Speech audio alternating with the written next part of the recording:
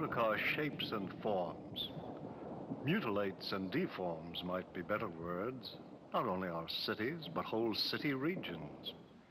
Indeed, it seems to be the chief architect of our cities today, the most influential of all our city planners. Of course, the motor car is not in itself destructive. In the beginning, the motor car brought us adventure and pleasure, drew city and countryside together, gave us freedom of personal movement, and created hundreds of thousands of new jobs. But as we became increasingly dependent on the motor car, adventure and pleasure became danger and monotony. The countryside seems ever farther away. Freedom of movement becomes compulsion to keep on moving, and the sale and rapid obsolescence of motor cars have become national economic goals in many countries. This dependence on the motor car, this concentration on one form of transportation is not new. It began with the railroad era.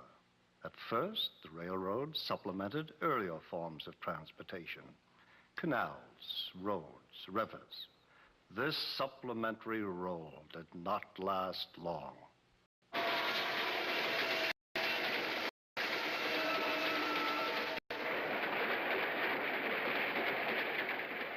In a ruthless drive for expansion that often was helped by huge government subsidies, the railroad soon came to dominate transportation. The population naturally began to build up along the main lines. And again, blindly aided by governments, the railroads extended their profitable mainline traffic. As their dominance strengthened, they concentrated their services in a relatively few big centers, the railroad cities.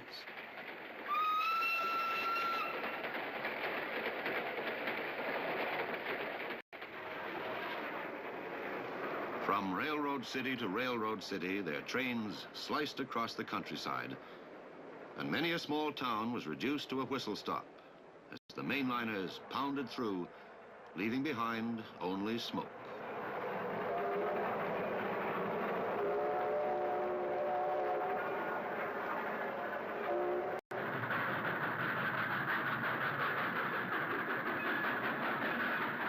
In the cities, the railroads drove to the heart.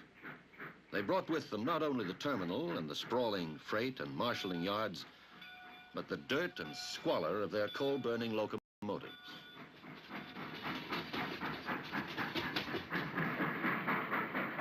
For the heart of the city, it meant the loss of building sites and open spaces, as some of its most valuable areas became wastelands of smoke and steel. Often, too, the railroad commandeered a waterfront or a once green valley, destroying the city's natural heritage.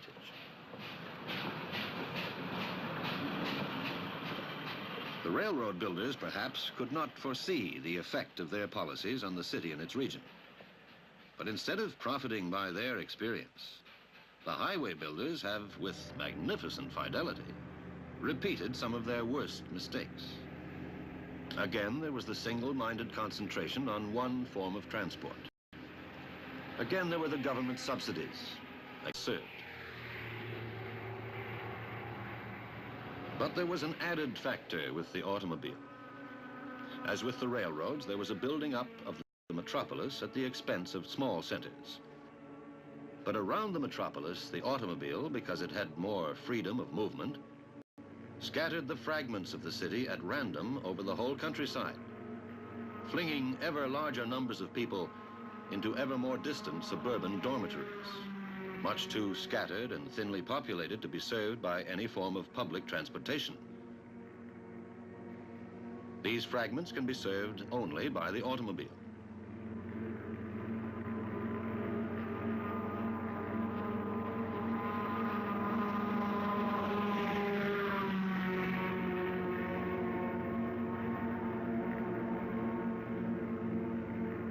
The more the city is scattered, the more the need for the automobile. What began as freedom of movement ends as a necessity to keep on moving in ever more dull and time-wasting journeys. All this movement requires space, and no form of movement is more greedy of space than the private automobile.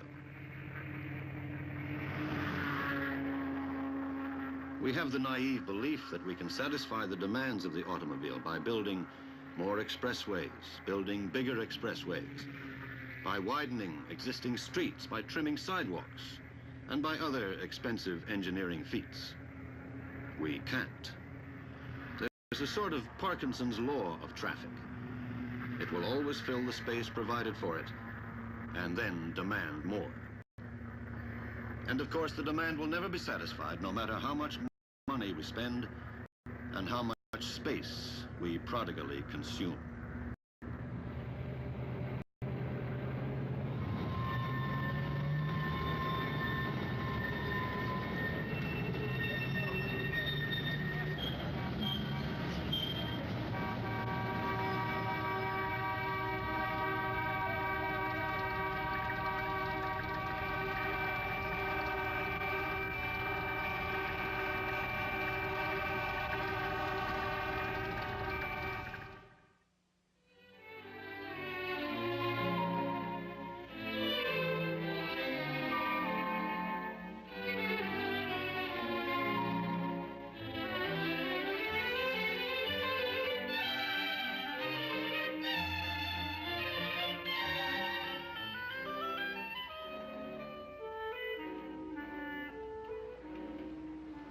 Crowning the year, the motor capitals of the world stage the annual ceremonies of the auto shows.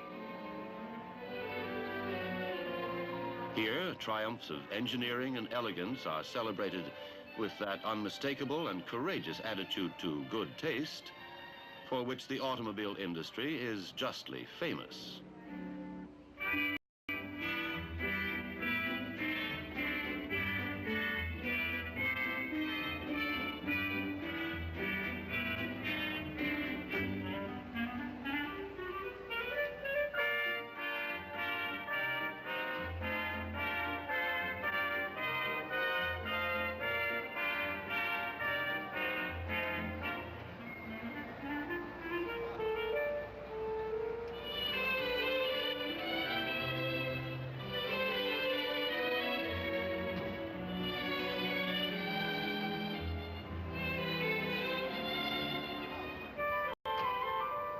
We are rarely rational about motor cars. We are constantly told that what's good for General Motors or Austin or Volkswagen is good for the country. But how genuinely practical is a civilization that lavishes billions of money and man-hours on a single form of personal transportation?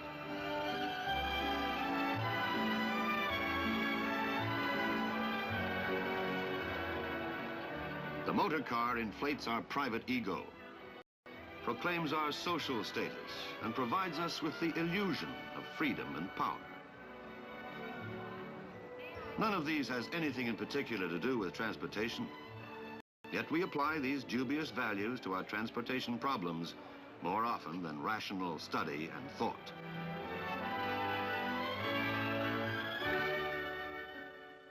There's no simple remedy, no quick cure for our transportation ills. We have broken down a complex system of transportation and thrown a burden on the private motor car it cannot manage efficiently and economically. You might think that the only way to improve transportation would be to design cities and regions for automobiles. But cities that have tried this, like Los Angeles, have simply discovered an expensive way to commit suicide. We must first recognize that tinkering with techniques for handling more automobiles alone is useless, however grandiose and expensive that tinkering may be. Second, we must realize that an efficient transportation system is impossible without wise regional and city planning policies.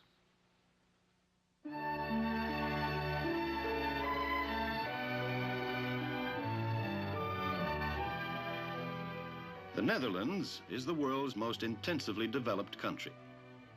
Every square foot of land, much of it reclaimed from the sea, must serve the nation efficiently.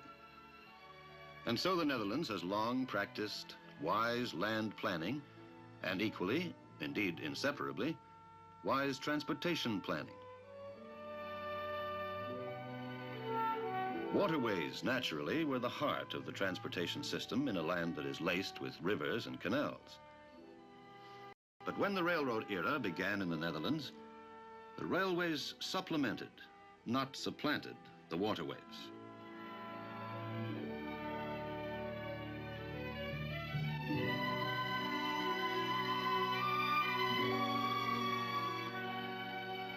Motor transport, when it came in turn, supplemented, not supplanted, the railroads.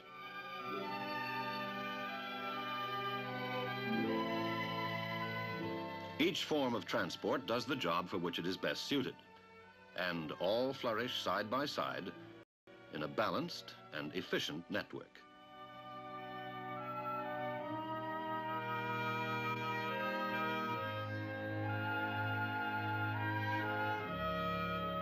Even the individual parts of the transportation network are balanced. Freight trains handle garden produce going to distant markets, or bulk cargoes to areas not served by canals. The fine international trains that link the cities of Europe with those of the Netherlands are often routed around the cities through rings of suburban stations. Fast, frequent, cheap and pleasant commuter service between cities puts the private motor car at a disadvantage, even for short trips.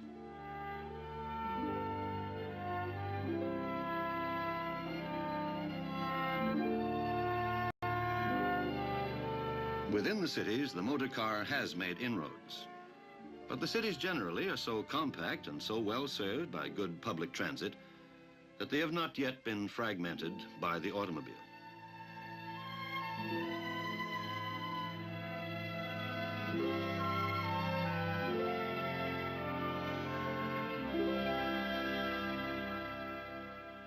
The ports of the Netherlands are the busiest in Europe, and one of the main reasons is that people and goods have a wide choice of ways by which to continue their journeys.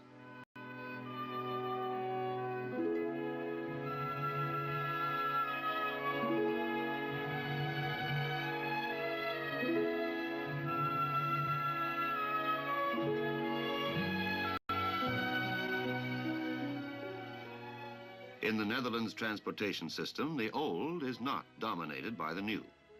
The best of the old is combined with the best of the new.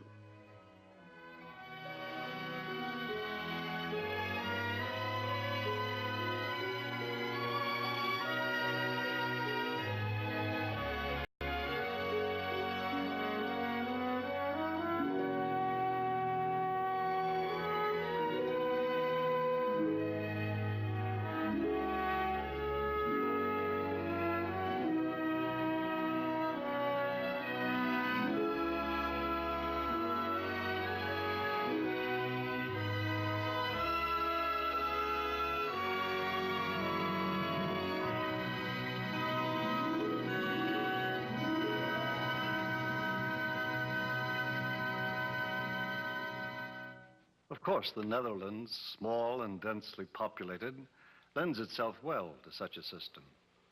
But the universal lesson is that as a nation becomes more complex and heavily populated, the use of land must be ever more intelligently planned, and the transportation system must become more varied, balanced, and rational. With time, with careful study, above all, with wise planning rather than haphazard bulldozing, we may be able to solve the problems of restoring efficiency and balance to our national and regional transportation networks. But in the hearts of our cities, there is no time left. In all industrialized nations, the automobile is destroying not only the traditional values of the city, but its ability to function as it should.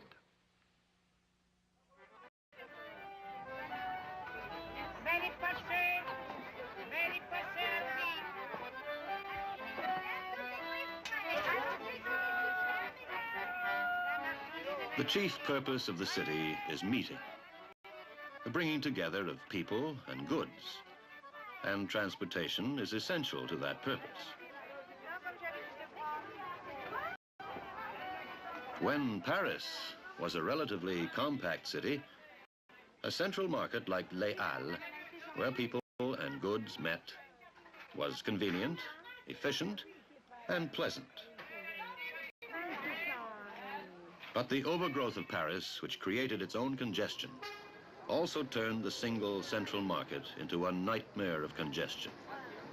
The chaos of Les Halles strained the transportation system of the whole center of Paris and increased food prices in the whole region of Paris.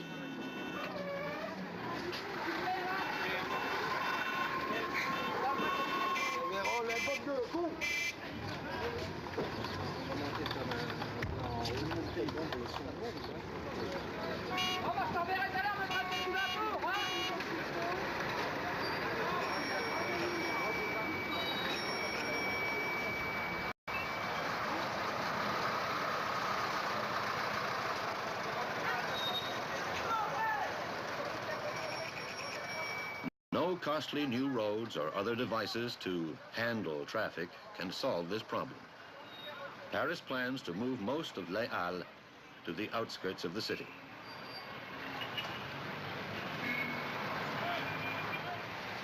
Clots of congestion like Les Halles are growing in all our cities in several forms.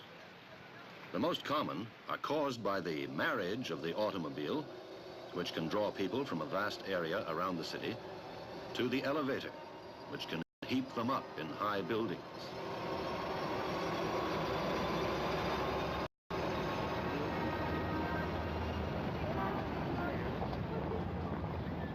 A big office building draws as many people in a day as a big football game.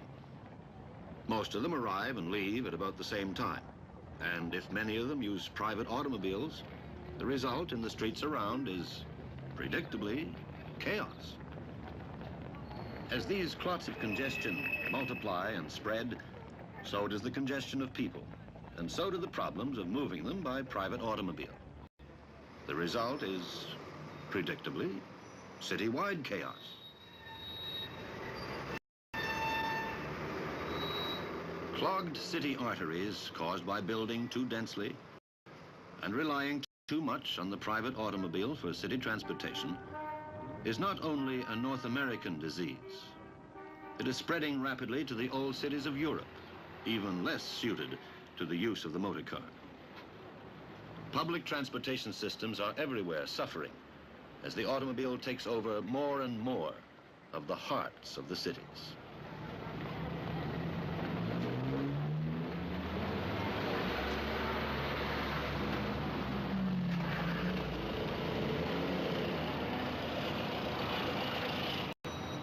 We are exchanging the meaningful and varied life of the city for an increasingly monotonous life on wheels.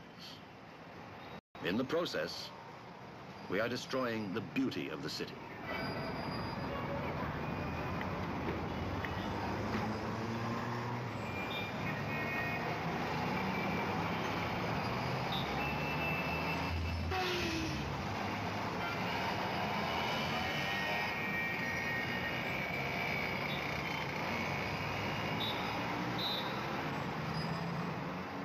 The splendors of the city are obliterated, and its vitality is strangled.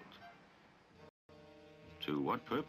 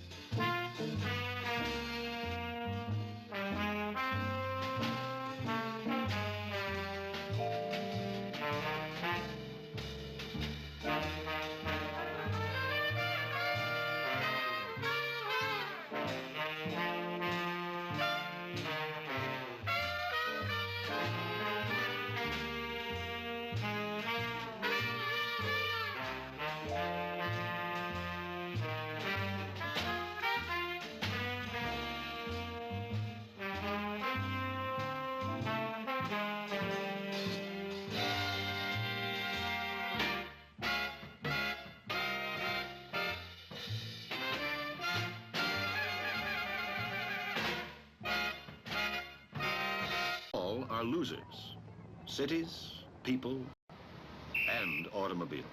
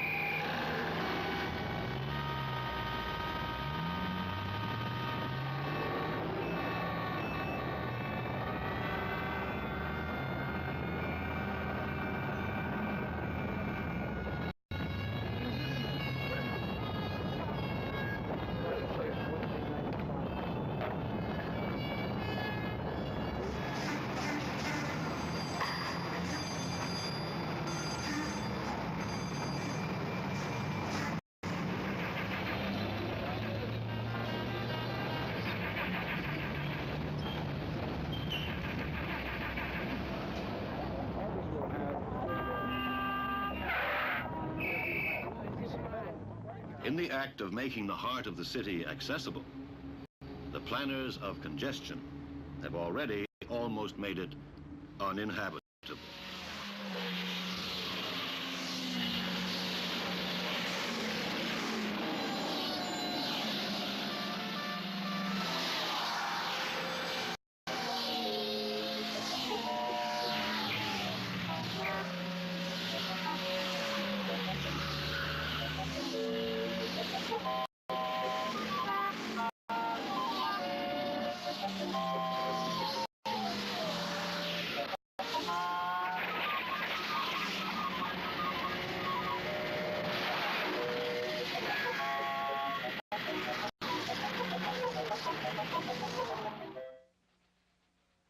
We are selling our urban birthright for a sorry mess of motor cars.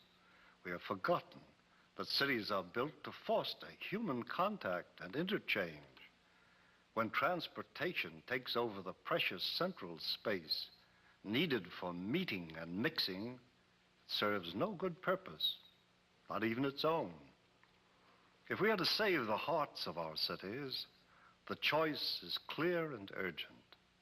Does the city exist for people or for motor cars? There is only one practical answer. We must boldly control the use of the motor car in the dense cores of our cities, possibly, in the end, outlawing it in busy periods for all but essential uses. The heart of the city should be served chiefly by rapid transit, buses, taxis, and above all, the human foot. Vigilant control of the use of the private automobile in the center of the city is inevitable. We should control it now, before we complete the destruction of our cities, in a vain attempt to accommodate the motor car.